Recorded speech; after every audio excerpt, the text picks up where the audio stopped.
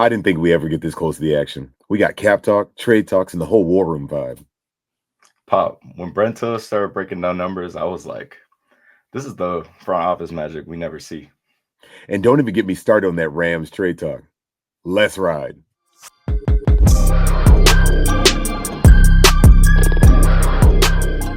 So, Swift, we're back for episode 21. And in this one, we're going to actually be doing a reaction to the recent release of the Panthers blueprint.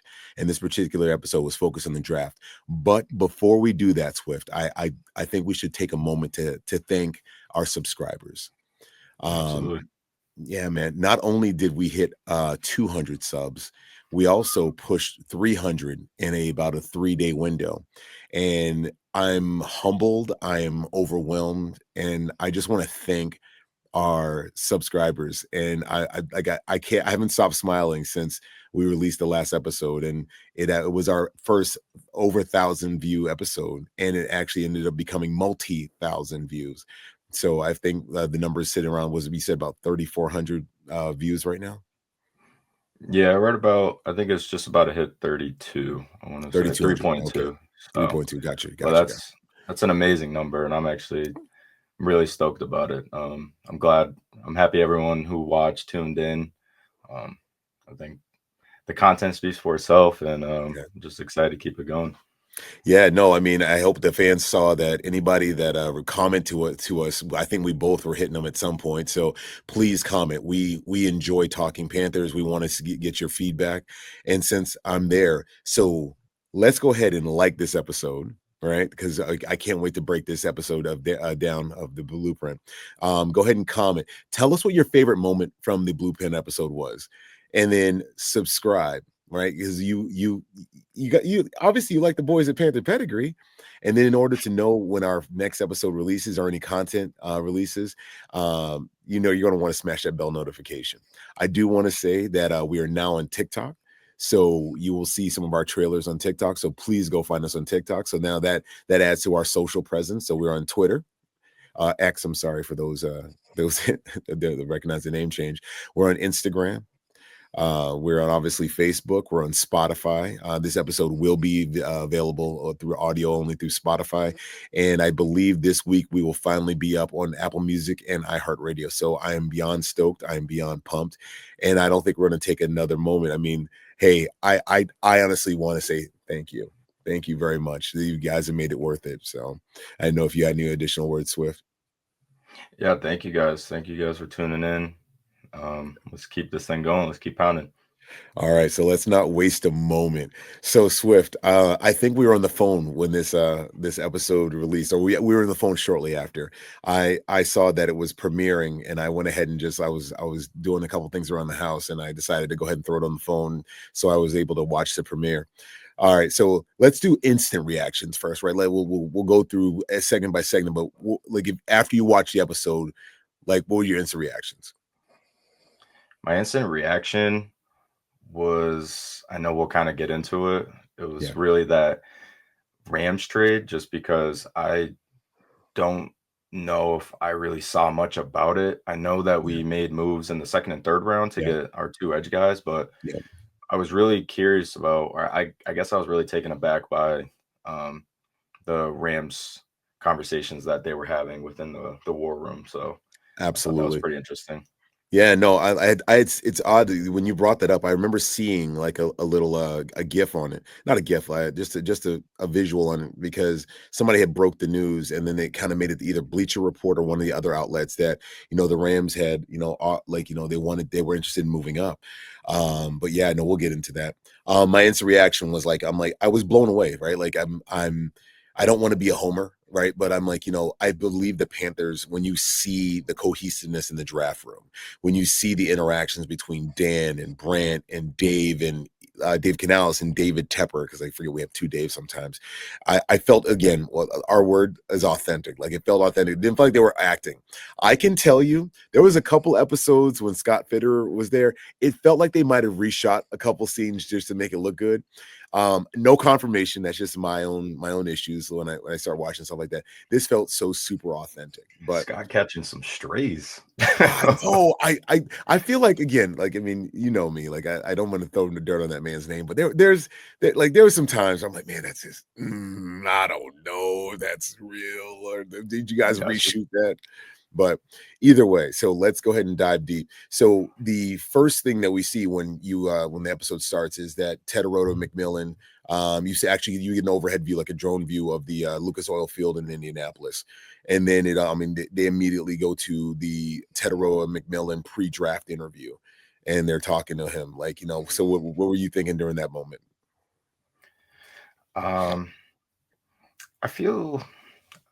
I don't know. I don't really know how to. I mean, I feel like obviously it's the Panthers, so Yeah, I think the focus was to, obviously surround it around the picks. So yeah, I think I don't know. I guess I wasn't really surprised by anything. I mean, that's the top guy, so it makes sense that they kind of get a absolutely. little inside scoop before the.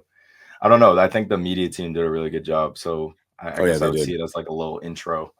Oh, they So did. I mean, because if you break it up into sections, that first third of the episode was definitely like the Tet show, right? They showed him pre-draft, they showed him on draft, well, getting to the Green Bay. They showed him getting, drafted, obviously, his rah when he passes by the Carolina Panthers symbol down the I guess the Green Mile. Then they, obviously they have the interview with Jamie Erdahl where he says that, that the Cali connection gonna be something different, right? So I mean, it was really cool. I mean, they really did like dive deep. And then, that's when I think they double down and they go into, what kind of got them there. And there was that Rams trade, right? So that was the part that, we're going to go ahead and deep dive into. So, this is the second time that I know of that, the Rams have, well, I mean, we did end up doing a deal with them last year, but the deal that I really wanted was the three first for Brian Burns. And I think I messaged you. I'm like, if Dan Morgan was in charge when that deal came in, I have a feeling that Dan would have taken that deal and would not have even blinked twice, knowing that they weren't going to pay Brian Burns the market value for an edge rusher of his caliber. And so, what are your thoughts? What do you think when we'll go ahead and break down the Rams trade, or the Rams attempt to trade up? yeah, so it was interesting because they're really far back. I don't even think it was their own pick. I think, or no, Right, sorry, they ended up eventually trading out of the first round, right, but it was their first round pick. right.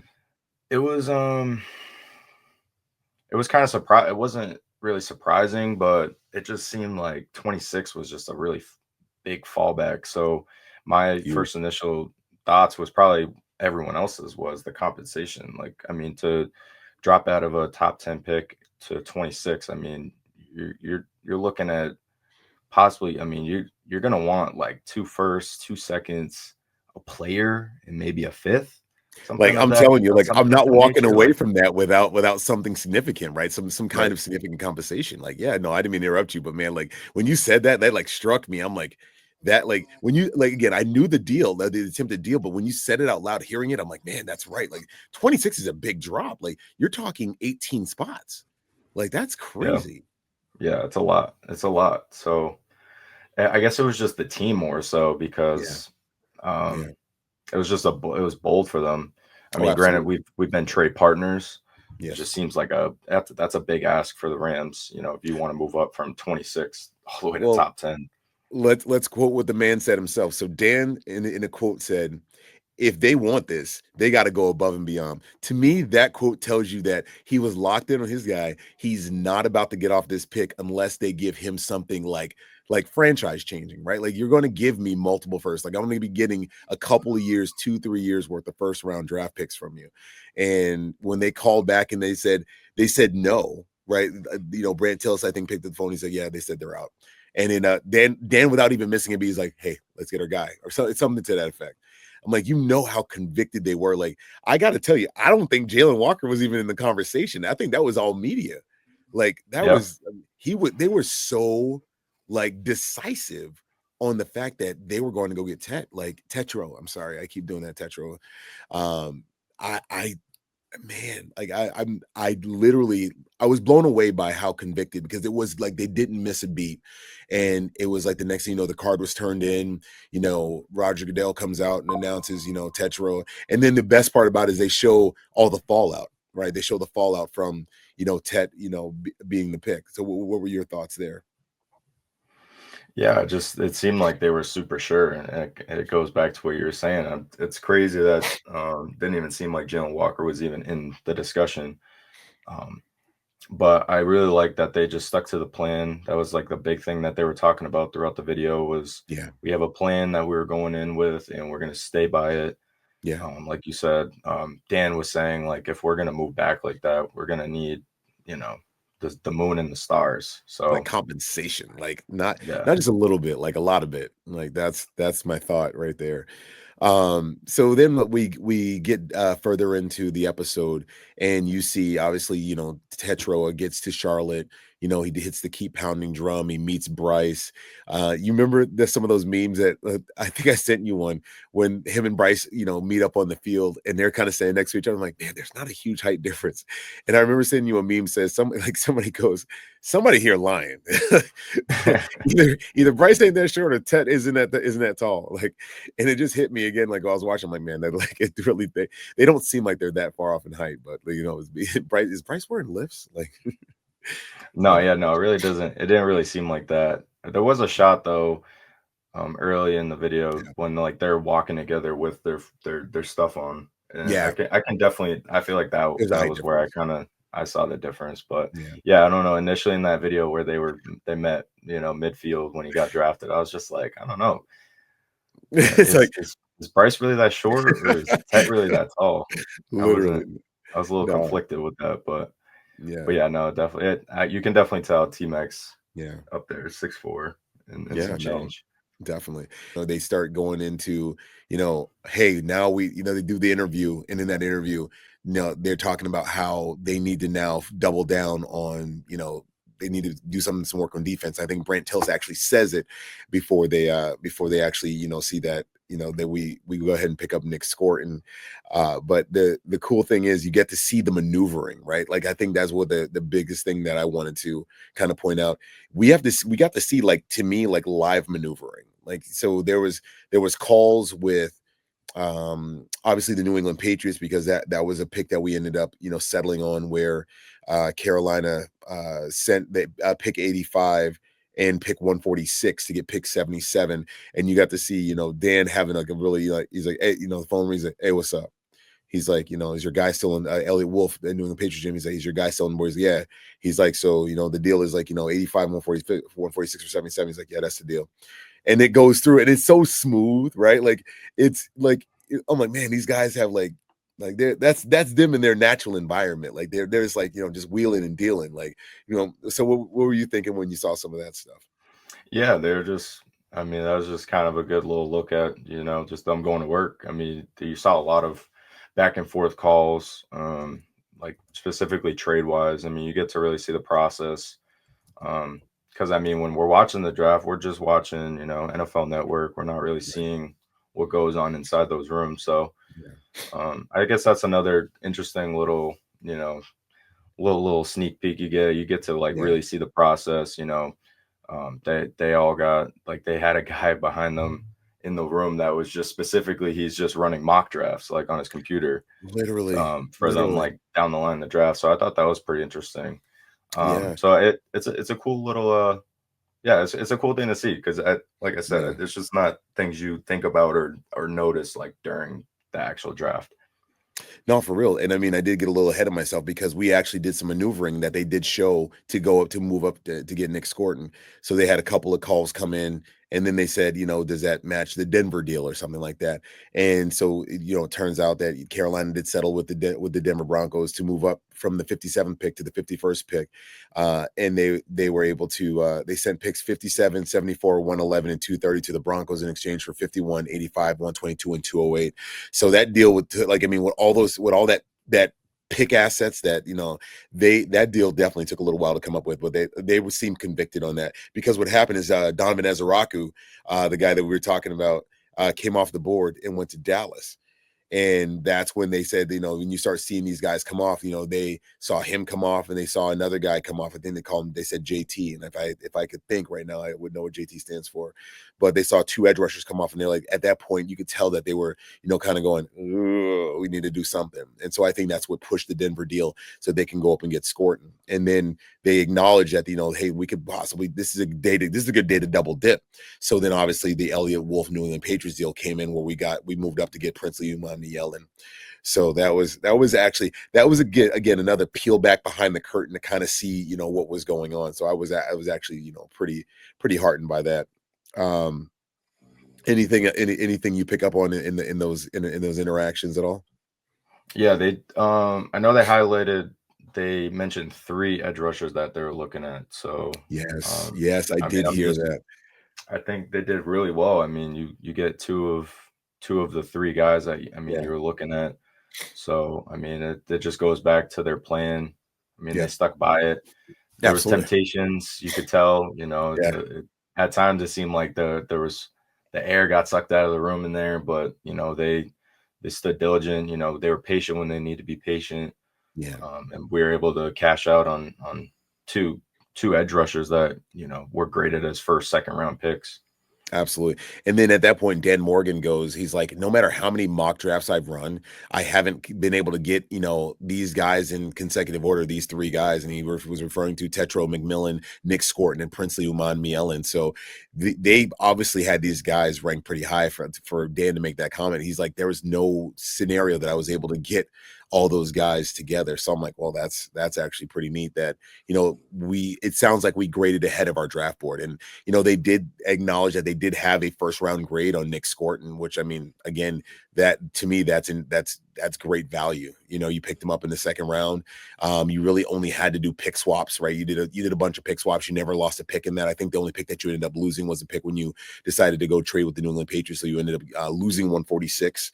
But at the same time, I mean, whatever, like it's so late in the draft. I'm like, and we had 9 going in, so we had 2 more than the rounds. So I look at all that number stuff and try to make sense of it and make sure that we come out ahead of the curve. But before we continue on, so if you like what we're doing, please like this video. Again, please comment your favorite piece of the Panther Blueprint episode that focused on the draft. And then while you're doing that, you might as well go ahead and subscribe to us. And if you're going to subscribe, you might as well know when our next episode is coming out. So go ahead and smash that bell notification.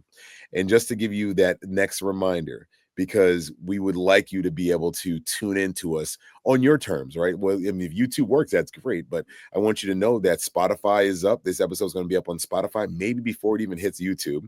And then we're going to be able to get out iHeartRadio and Apple Music episodes as well. So with that little spot, I'm going to go ahead and get back to the content here. So the next piece that, you start to see is you start to see a little bit of like, they do this whole breakdown of the people that said Dan was cooking. So you and I had similar reactions to this. So I'm like, you called me. Oh, I called you and you were still watching the episode. And I'm like, I had to go back and scrub the episode because I'm like, just maybe. Do you want to let the fans know what we were trying to figure out?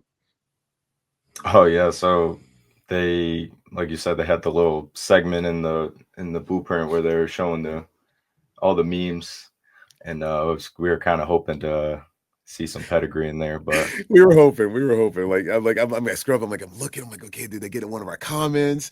Did they get one of us? Like, anything? Like, but no, they didn't. But it was cool. I mean, we're still new at this game, but it was kind of funny to see. I mean, we saw some faces that we know, so that was actually pretty cool. So yeah, no hard feelings. More work to do.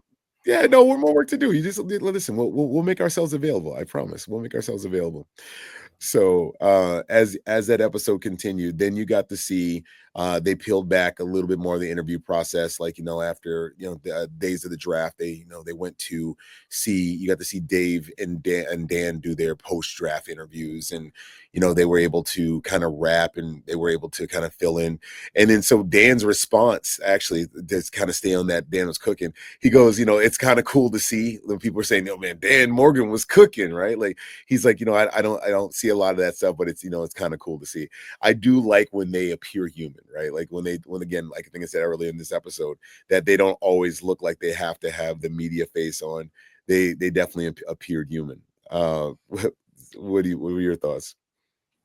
Yeah, it's just I know he had mentioned he tries not to pay attention to that kind of stuff, but Yeah, yeah, like you said, I mean, we're all human. I mean, there's plenty of athletes in the league that are, very, social media yeah, involved. So, I mean, they absolutely. see comments and They can't whatnot, help but themselves. oh yeah, oh yeah. So, I think it was kind of a cool thing for him, but Yeah, I know he's kind of like more of the immediate answer. I mean, I'm sure he doesn't. I'm sure he generally probably doesn't keep up too much, but yeah, he says he tries absolutely. not to pay attention to that kind of Pay stuff. too much. It's when the draft comes around, it's go time. So Yeah, absolutely. So then they did a little focus on Trevor Etienne, and they in that was actually a really cool moment because it showed Dan Morgan, Dave Canales, and David Tepper. They were kind of evaluating their board, and and you could see that there was some conversation going there. And then Dan Morgan goes, listen, let's just go with the best, the best man available, the BPA, the best player available. And at that point, that's when they started doing their breakdown of Trevor Etienne, and then you see that they panned off to us, a couple of interviews of him and the pre-draft process. And then, during this whole thing that they actually use new footage, right? So Tet, on the field, catching passes from Bryce, and then Trevor Etienne, taking handoffs. So they're infusing new content with this. I mean, it kind of gave it this really cool dynamic. And then let me see. Then they were talking about, like, safety help. We need a safety. I think they were talking safety, and then they said, hey, let's not force it. Let's go best man available, best player available. That's when they did it at ETN. Then they bounced back, and then they talked about like how, Lathan Ransom was one of their, the favorite guys that they saw. So that was actually a really cool interaction that you saw between them. It felt real, it felt live, it felt pertinent, that they were literally making decisions on the fly. Like, what did you take from that? yeah, pretty much what you pretty much took the words right out of my mouth. But yeah, just kind of like the back and forth. I mean, it goes back to the Panthers media. They really killed it on the video, but Yeah, um, as like they're going down the line of the draft order, and then you get to ETN. It's to the draft, and then they have the flashbacks of when they were evaluating these guys, and they get the scouts, the scout people involved, and they hear yeah. them out. So really good work done by the media for the Oh, Panthers Panthers. media, like, bravo! Honestly, like, I mean, I hope you guys have a chance to hear our thank you. I mean, it was a great look in. It was a great peel back behind the curtain. Then they were talking about tight end Mitchell Evans, and they were going over all his statistics, and his measurables, and you get a look in at Mitchell Evans, and that was, like, to me, that was super cool. Like, you got a He was couple of fired up. visuals. He was super fired up. Like, that was a really cool call, and he's like, I'm ready, I'm ready, I'm ready. And then a couple times they did flash to Cam Jackson, his pre-draft interview. That's our defensive interior tackle that we picked up, and you have to see them make that pick. The one that I was actually pretty excited about was your guy, Jimmy Horn Jr., because I think at one point in the episode it just goes, you see a card that says Horn, and Dan actually, Dan's a Miami guy. He went to University of Miami. He's like, hey, sixth round, how about we go with a, Horn? Like, he's, Miami, he's got that Miami fire, Miami attitude. And man, and he's looking at Dave Canales, and he's like, and he's fast. And you see Dave kind of look over, like, he's like, okay, like, tell me more. That to me, that was so super authentic. Like, you couldn't make that up. You couldn't make up that moment. Like, and then you get to see that, Dan's really got his finger on a couple of these guys that he knows, and he wasn't. And to me, that showed he wasn't going to pick anybody out of order. Like he had his process, and he knew what he wanted. And to me, it shows that you don't have Dave Canales sitting there like I need a wide receiver right now. Like you need to get me a wide receiver. Like Dan's just like letting the board come to him. Actually, Brandt Tilis did say in the episode that Bill Polian, actually former Panthers GM, of Panthers brass, I think he functioned as our GM for a period of time, but Coach GM said to him, he's like, there's an old saying, let the board come to you. And I didn't think there was a more pertinent moment than when they went over that whole Jimmy Horn deal. Like I felt like they let that board come to them. Like they didn't go chase Jimmy Horn down. They knew the value there. They knew that they could pick him up. It was a fairly deep wide receiver draft. He didn't have a ton of tape because obviously all the focus on the Colorado Buffs offense was on Travis Hunter and Shedeur Sanders. But you got to get a weapon. So I know I did a lot of talking leading into this, but give me a breakdown. What did you feel like when you saw that section of the video when they started talking about Horn? Yeah, it was really kind of what you were saying before. It kind of really hit me that Dan was going to bat for Jimmy. I mean, I think just the look in Dave's eyes, he was just kind of, it almost just seemed like Dan was like really trying to convince him like to make the pick. So I thought it was really cool that, Dan was going to bat for Jimmy, and like he was like, listen, like we make this call, he's going to be fired up to come here, and he's one of those guys that's going to come in and give it his all. So I thought that was really cool. Yeah, that was really my biggest takeaway from that segment. Yeah, no, it was super cool. Like, and again, it's that peel back behind the process, and you got this really like see, and it didn't feel scripted, right? Like, and I was just again, I'm smiling because it was a cool episode. We're not going to get anything like Hard Knocks. As a matter of fact, I think this is the year that we had the best opportunity to get Hard Knocks, and they ended up going to Buffalo with this one, right? Buffalo? I think it's Buffalo. I'm not even sure. Either way, it's not in Carolina, so it really doesn't matter. But we have our own version of Hard Knocks, right? We have the blueprint, and then we're going to have all the episodes when camp opens. So hey, Hard Knocks, it's okay. We don't feel slighted. You're going to regret not having all that raw footage when we're doing big things later on down the road. But again, I digress. But it is it was a really cool episode. When I do my instant reaction to this one, I look back and I think of moments. This episode was about moments for me. Like the moment where you see they open up with with Teteroia and they do the full breakdown, and then you see the wheeling and dealing behind, right? Like you see that the Rams really tried to make a move, and then you see the wheeling and dealing where they ended up taking the Denver pick swap, pick swap-a-palooza. So, and then after that, you see that you get a live call with GM Eliot Wolf out of New England, and he's like and they're in that mode, right? They're in that secretive. I mean, I'm not going to tell you who my guy is, but he's on there. Like, and you made a mention of that off air, and I'm like, yeah, it's real. Like, you don't want to give away who you're looking at, and then then you get the behind the scenes, the interviews from Brandt Tilis, Cap Guru. You get the interviews from Dan and Dave, and they did focus a lot on Dan. Like Dan got quite a bit of screen time when they were breaking down the process and what happens in the war room and what is he thinking, and and then they did this really awesome tribute to the scouts, because they said when we're in training camp, they're on the road. When we're in Germany in November, they're on the road. They're on the road. They're away from home 150 nights a year. And I'm like, man, that's a tough job, right? That's a tough job. Like, you have to, when you take a job like that, you have to know that you got a strong support system at home, because that's going to wear on your family being gone 150 nights. But yeah, no, I mean, that for my instant reaction, I know I kind of started it on it at the beginning of the episode, but I really wanted to kind of like bring it home, like, with a full review. And then it was just a nod to like everything that it feels good that's happening with us, right? Like, I didn't feel like they were trying to sell me on stuff, right? It didn't feel like they were trying to sell you that Bryce was going to be the next big thing. They're just like, okay, Bryce happened to be in the episode. They didn't overdo it, right? They didn't try to, and you got to see Tet, and obviously he's in rookie, so you wanted to be about him. He's our first round draft pick. And, I don't even think Excel was mentioned or anybody else in the roster. This is purely about the draft. I mean, I think the only player you saw that was not a rookie was Bryce. Yeah, I But think so. no, And like I mean, we got a little bit of an extended conversation before that too. I forgot to mention.